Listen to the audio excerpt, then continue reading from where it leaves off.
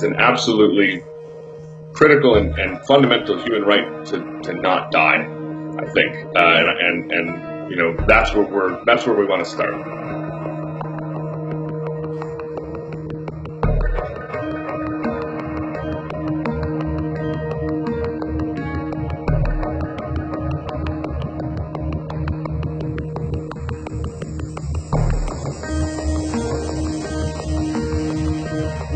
How many lives have we actually saved? It's extremely difficult to do accurate, analysis and public opinion research in an active war zone.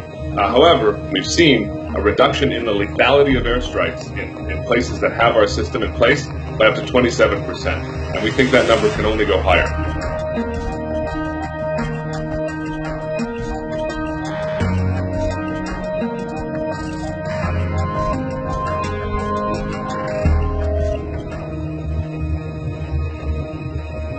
The biggest problem that I could see, at least from a humanitarian perspective and others, was the indiscriminate bombing of civilians. And I thought we had to do something more about that. I thought the response from the international community was inadequate, and that maybe as being back as a private citizen would allow me the flexibility to use technology to actually try to solve that problem.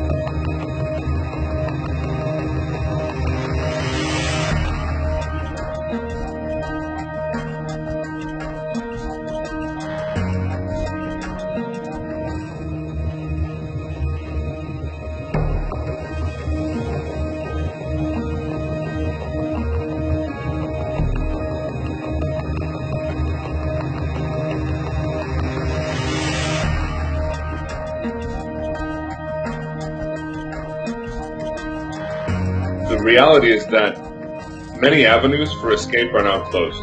Millions of people have left. Countries like Turkey, particularly Turkey, have taken in millions of people from Syria. You've got nations that border Syria that are at the breaking point.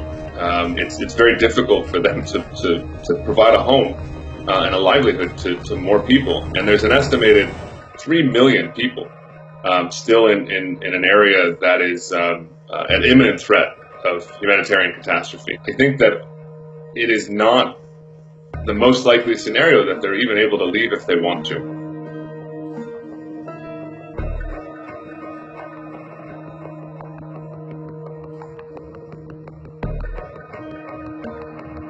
The Syrian civil war has been raging for years, and a lot of people and a lot of governments, frankly, have tried to help, and there are lots of ways I think that you can. I think maybe one of the most important ways right now is to try and educate your local communities about refugees, because frankly, no matter what happens next, no matter how many people are spared from the war, we have a tremendous number of people who have been forced from their homes and have been forced from their country. And we need to understand their struggle. We need to understand how they can fit into our communities, and we need to understand how to make their countries a safer place. I think, though, for the average person anywhere, it begins with education.